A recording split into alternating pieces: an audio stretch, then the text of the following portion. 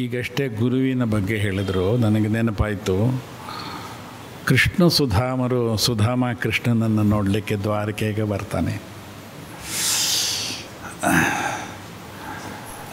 ರಾತ್ರಿಯೆಲ್ಲ ಅವರಿಬ್ಬರು ಪರಸ್ಪರ ಮಾತಾಡ್ತಾ ಇರ್ತಾರೆ.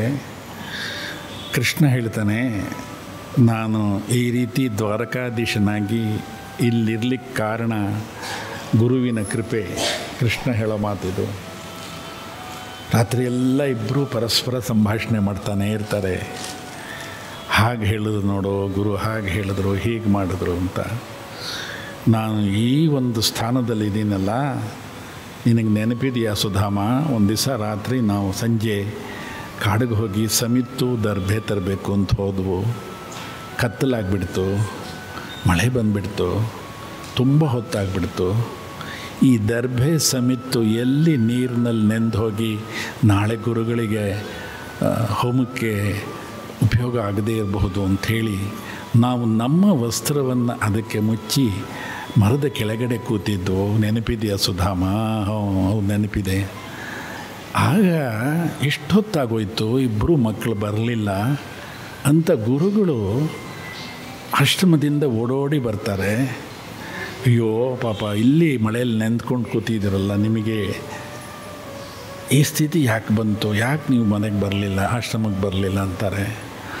ಆಗ ಗುರುಗಳು ತಾವು ಹೊದ್ಕೊಂಡಿದ್ದಂಥ ಉತ್ತರೀಯವನ್ನು ನಮ್ಮಿಬ್ಬರಿಗೂ ಹೊದಿಸ್ತಾರೆ. ಅದರ ರಕ್ಷೆ, ಅದರ ಆಶೀರ್ವಾದ, ನಾನು ದ್ವಾರಕಾಧೀಶನಾಗಿದ್ದೀನಿ ಅಂತ ಕೃಷ್ಣ ಹೇಳ್ತಾನೆ. ನೆನಪು ಮಾಡ್ಕೊಳ್ತಾನೆ, ನೆನಪು ಮಾಡಿಕೊಂಡು ಒಂದೊಂದು ಹೇಳ್ತಾನೆ.